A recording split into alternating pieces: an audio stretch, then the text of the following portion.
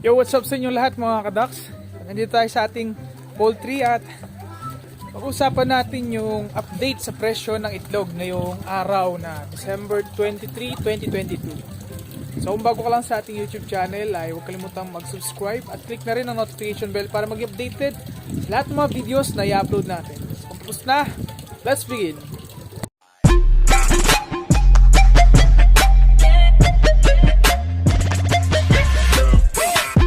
Yun, good morning sa inyo lahat mga kadaks. Napunta muna tayo sa natin. Sa mga alaga nating itik dito na naka-confine. Naka-confine sila kasi sila yung mga nagkasakit na nangihina at saka hindi kumakain at hindi rin umiinom. Pero paunti-unti nakakapag-recover na rin sila. Buti nga hindi sila namatay.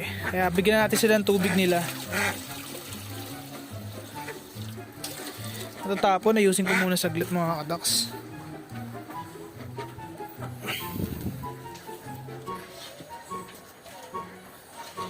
Yan, okay na yun.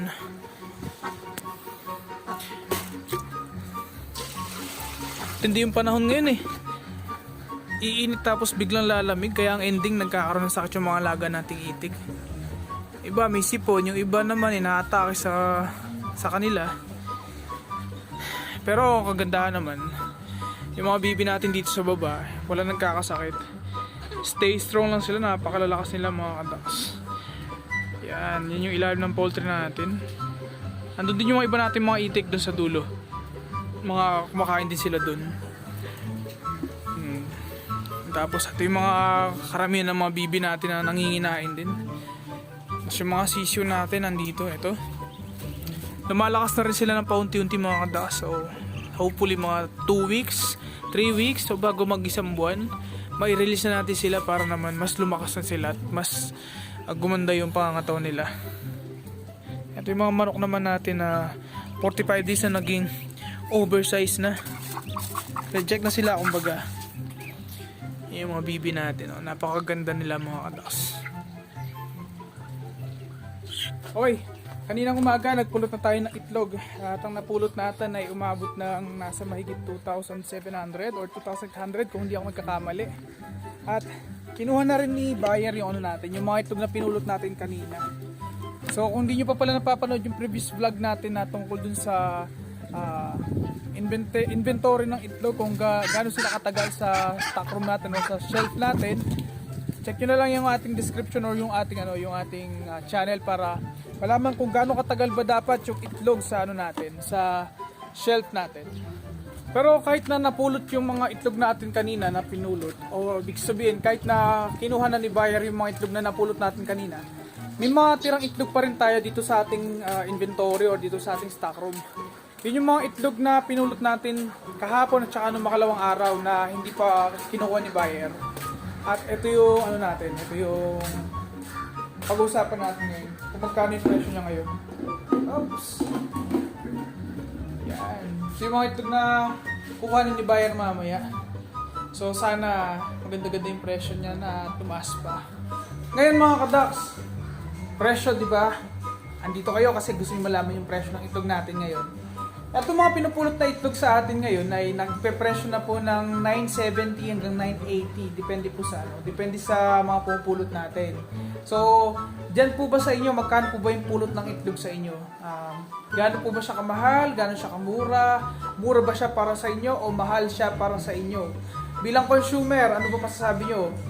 Masyado po bang mataas ang presyo na yon o mababa? At para naman po sa mga natin dyan, sa mga kadaks natin na mayroong sariling poultry, sa tingin nyo po ba para sa inyo po ay mababa pa ang presyong 970, 980 o saktong-sakto lang? So, pag-usapan natin yan dito sa ating comment section mga kadaks. O nga po pala mga kadaks, bago ko makalimutan, kaya ako nagawa itong topic na to, itong presyo ng itlog ng itik. Kasi may mga nagko-comment po sa channel natin na parang sobrang taas daw ng presyo ng itlog natin dito sa ating sa ating lugar dito sa Pampanga. Pero sa ibang lugar daw, ang baba lang daw, parang 8 pesos lang daw sa kanila sa lugar nila. Ulitin ko mga kadaks, disclaimer lang po ha. Yung presyo po ng itlog natin ay iba-iba po ang presyo. Depende po sa market na meron tayo sa paligid natin. O kaya naman ay depende po sa demand at supply na meron kayo dyan sa lugar ninyo. Kasi kung ikukumpara po natin yung market namin dito or sa market ninyo, siguro makataas yung demand ng itlog dito kaya nagiging mahal yung presyo ng itlog at saka konti yung supply. To be honest po mga kadaksa, medyo kulang pa yung supply natin ng itlog. Kaya yung presyo ng itlog natin dito ay medyo lumalaro talaga, naglalaro talaga, tumataas. Pero hindi naman siya ganun kataas.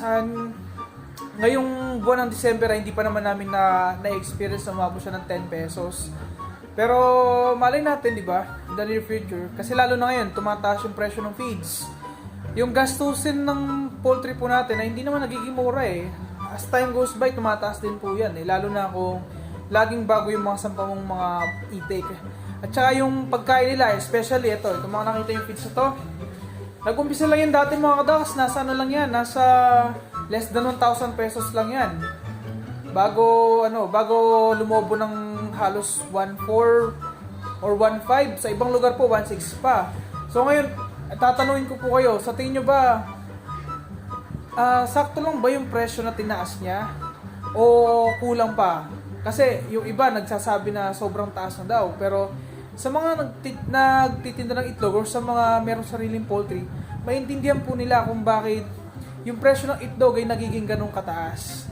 So sana po sa mga nagko-comment or mga nagtatanong kung bakit sobrang taas ang itlog, alamin din po muna natin kung kumusta po yung demand and supply sa lugar po na naroon po tayo. Kasi mga kadaks ay napakalaking factor po ng demand at supply. Lalo na kapag usapang presyo po ng itlog ang pinag-usapan natin. Ito sample mga kadaks. Meron tayong mga reject na itlog dito. Hindi naman porket marami na yung napupulot nating itlog ay maganda na rin yung lahat ng pulot natin. So syempre dahil nag-umpisa pa lang yung mga bago nating sampang mga itik, mga dumalaga kung tawagin, hindi talaga maiiwasan na merong mga maliliit na itlog katulad nito. Bukod sa merong maliliit, meron ding sobrang lalaki. Nakakapagtaka nga may mga nangangambal na agad. Ayan. Makita mo yung diferensya mga ducks. Dahil bago pa lang silang nangingitlog, meron pang mga sobrang liliit. Ito pa. May crack naman. Marami-rami din tayong mga nagiging crack dito mga ducks. Pero ang kagandahan lang, kahit na meron tayong mga crack ay hindi tayo nauubusan ng market. Kasi kadaks, ang itlog ng itik ay lahat naman po nabibili. Kahit na reject po yan, nabibili pa rin po yan. Hindi nga lang ganun kaganda yung presyo, mababa lang siya. Let's say nakalahati ng good natin, yun yung nagiging presyo ng mga reject po natin. Kaya wala namang problema kahit mababa yung kahit na mababa yung presyo ng reject. Importante na uubos din yung mga itlog natin dito at wala tayong nasasayang o nasisila. Isa pa ang posibleng reason mga kadaks, bukod dun sa kakaunti supply ng itlog ay kakaunti lang yung may mga nakasampang itik sa mga poultry po natin mga kadaks. Ibig sabihin, kung yung capacity ng poultry po natin ay sabihin natin 1,000, yung naisasampal nila nasa 500 lang. So majority ng mga poultry na nandito sa paligid natin ay ganun yung nagiging nagiging sitwasyon nila. Kakaunti yung nakasampa na lang itik kasi sobrang hirap kung hanapin ng mga dumalaga ngayon.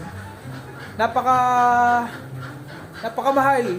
In short, malayo yung presyo niya doon sa presyo na ina-expect lang natin. Pero syempre, okay lang naman, naintindihan naman natin kasi nagmahal talaga lahat. Lalo na yung pagkain ng mga inaalaga nila mga seho. Kaya sana maintindihan po ng mga karamihan sa mga viewers natin na yung presyo po ng itlog ay paiba-iba talaga. Pwedeng tumaas, pwedeng bumaba, pero nakadepende po yan, unang-una sa law of demand and supply, pati na rin sa kung gaano karami yung itik na nangingitlog sa isang poultry o sa isang lugar. So sana mga kadaks ay nakatulong po yung video natin ngayong araw para mas malinawan po kung bakit yung presyo ng itlog natin ay nag-iiba-iba or nagiging sobrang taas o kaya naman ay sobrang baba. So para po sa mga susunod natin mga topics ay mag-comment lang kayo para mapag-usapan po natin sa mga susunod natin mga video. Muli salamat po sa inyong lahat mga kadaks. See you sa ating mga susunod na vlogs.